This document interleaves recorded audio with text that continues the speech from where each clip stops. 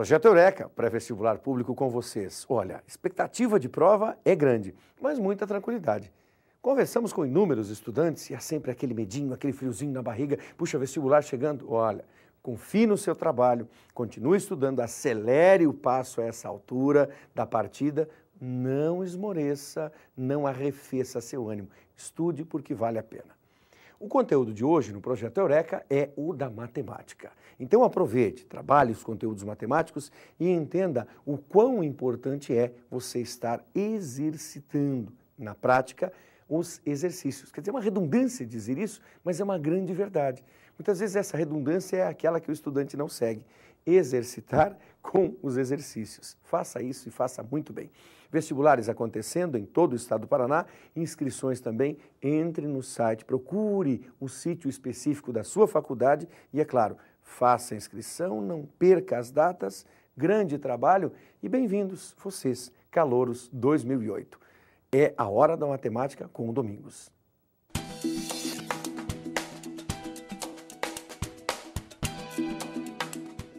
Olá, meus amigos. Sejam bem-vindos a mais uma aula de matemática. Eu sou o professor Domingos. Já nos encontramos antes em outras aulas, falando de funções. E hoje eu estou aqui para falar sobre uma das funções mais famosas e mais cobradas em vestibular, que é a função do segundo grau ou função quadrática. E nesse caminho que te leva até a universidade, existem alguns assuntos que são mais cobrados, naturalmente, do que outros. Mas o assunto função do segundo grau sempre foi um dos preferidos, isso por todo o Brasil. Vamos lá então? Dá uma olhada comigo. Imagine que você tem uma função assim, f de x igual a vezes x ao quadrado mais b vezes x mais c. Esta função é chamada de função do segundo grau ou função quadrática. Qual o motivo? O maior expoente que o x tem vale 2, por isso do segundo grau. E da mesma forma, quadrática, quer dizer, elevado ao quadrado. Vamos ver quem é quem. Lembra você que o f de x pode ser trocado por y, tá? Então, y igual a x ao quadrado mais bx mais c, ou f de x, tanto faz. Quem são a, b e c? A, b e c são chamados de coeficientes. O x é chamado de variável. Motivos óbvios, né, pessoal? É esse o valor que varia. Os outros três, a, b e c, para cada exercício serão constantes, certo? O que significa cada um deles? Bom, em primeiro lugar, o gráfico de uma função do segundo grau, ele é uma curva chamada de parábola. Aliás, uma curva bem famosa. Essa parábola, gente, ela pode ter a abertura para cima ou a abertura para baixo. O responsável por isso é o coeficiente do x ao quadrado, que eu estou chamando de a. Como é que funciona? Se o a for um número positivo, se for maior do que zero, a concavidade, a abertura, será para cima. Se o a for um número negativo, a concavidade, a abertura, será para baixo. Esta é a função do a, ok? O que mais? Nós temos o c. Mas para te mostrar o que significa o c e até mesmo o b, eu quero que você me acompanhe nesse exemplo. Vamos lá? Você tem uma parábola f de x ou y igual x ao quadrado menos 5x mais 6. Em primeiro lugar, essa parábola, gente, ela tem a concavidade para cima. Porque repare que quem está na frente do x ao quadrado, ou o coeficiente, o número que multiplica o x ao quadrado, vale 1. Se ele é mais 1, a concavidade é para cima. Mas como é que eu posso construir esse desenho que você está vendo aí? Eu posso construir de duas maneiras. Ou eu utilizo uma tabela, então vamos lá. Eu monto uma tabela onde na primeira coluna eu vou colocar valores de x. Na segunda coluna eu vou colocar valores de y. Da onde eu tiro esses valores? Bom, os valores de x você vai atribuir, você vai chutar, digamos assim. Quais os valores que eu posso usar para o x? O que você quiser. E sabe por que isso? Porque o domínio de uma parábola, todos os reais. Domínio, professor, o que é isso mesmo? São os valores que o x pode assumir. Então você pode colocar os números que você quiser ali na coluna do x. Eu vou colocar aí para você 0, 1, 2, 3, 4 e 5. Tudo bem? Você vai pegar esses números e vai substituir na função. Então pegue o 0, coloca lá no lugar do x. 0x ao quadrado menos 5 vezes 0 mais 6. Se você fizer a continha, você vai achar que o y vale 6, ok? Então, quando x vale 0, y vale 6. Agora, coloque 1 no lugar do x. 1x² menos 5 vezes 1 mais 6. Faz a continha, o y vale 2. Vai preenchendo a tabela. Agora, atenção para esses dois. Quando você colocar 2 no lugar do x, sabe o que vai acontecer? Vai zerar. Grave bem isso, hein? Colocou um número no lugar do x, zerou. Então, quando x é 2, y, 0. Atenção, porque com o y acontece o mesmo. Olha só. Quando o x vale 3, o y vale 0. Só substituir. Tá, pessoal? Esses dois números, daqui a pouco eu vou te mostrar que são as raízes. E aí você substitui o 4, acha 2 para o y, e substitui o 5 para o x e acha 6 para o y. Tá aí a tua tabela montada. Beleza? Agora, com essa tabela, você consegue, marcando ponto a ponto, traçar o gráfico. No caso, aí a concavidade é para cima. Observe nesse primeiro desenho que nós temos, pessoal, que olha onde o y cortou ali, o gráfico. Olha para o y. O gráfico está cortando o eixo y no ponto 6. Professor, mas o ponto 6 não é o termo independente lá, o C? É verdade. Isso sempre acontece. É porque, pessoal, eu corto o eixo y quando x é 0. Se você zerar, colocar 0 no lugar do x, você vai achar um y igual a 6. Beleza? Agora, olhe onde é que a parábola cortou o eixo x.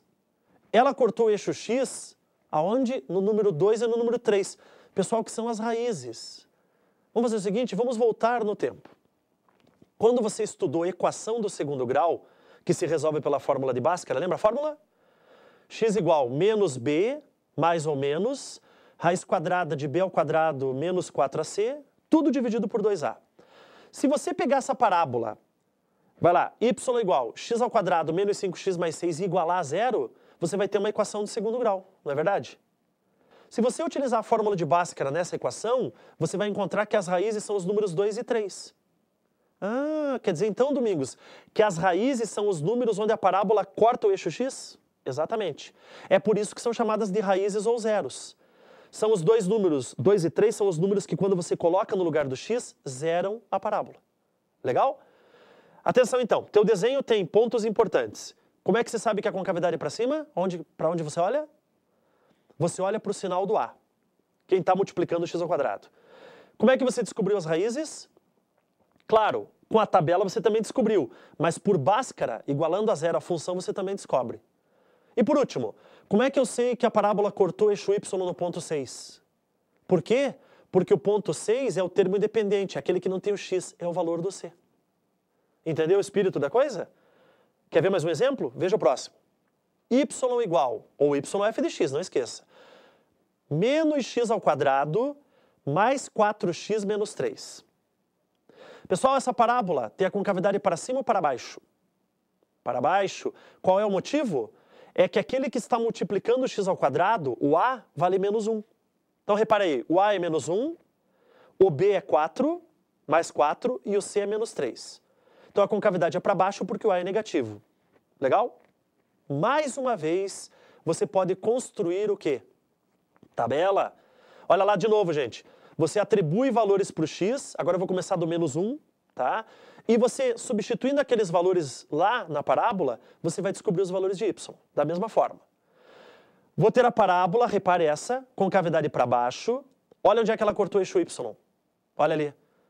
Aonde? No menos 3. Quem quer ser menos 3? O c, o termo independente. Onde é que ela cortou o eixo x? Aonde? Ela cortou nos números 1 e 3. Pessoal, quem são esses números? São as raízes. Lembra? Se você igualar y igual menos x² mais 4x menos 3 igual a 0, você vai encontrar essas duas raízes. Ok? Beleza? Então, se tem essa parábola aí que passa no eixo y pelo menos 3, que passa no eixo x pelos números 1 e 3, que são as raízes, e que tem a concavidade para baixo. Certo? Sem problemas? Agora que você já sabe construir o gráfico de uma função que é uma parábola, nós podemos nos preocupar com outros pontos que essa parábola tem. Certo? Quer alguns exemplos? Imagine que nessa parábola que eu te mostrei por último, vamos repetir? Olha o desenho. Pessoal, repare que essa parábola ela tem um ponto mais alto, não tem? Esse ponto mais alto é chamado de vértice da parábola. E esse vértice da parábola é muito cobrado em vestibular. Qual o motivo? É que existe um capítulo da matemática que é chamado de máximos e mínimos. Na verdade, ele é mais estudado lá no ensino superior. Mas aqui no ensino médio, nós podemos pensar especificamente numa parábola. Veja, se a parábola tem a concavidade para baixo, o vértice é o ponto mais alto, também chamado de ponto de máximo ou ponto máximo. Tudo bem? Agora imagine uma parábola que tem a concavidade para cima. O vértice não vai ser o ponto mais baixo? E aí ele é chamado de quê? Ponto de mínimo ou ponto mínimo. Tudo bem? As aplicações, pessoal, são muitas. A gente pode usar para calcular a altura máxima de um projétil, tá? A gente pode usar para calcular a área máxima de um terreno, mas não só máximo. A gente pode usar para calcular mínimos também, certo? Mas isso nós vamos verificar, sabe quando? No próximo bloco. Não saia daí.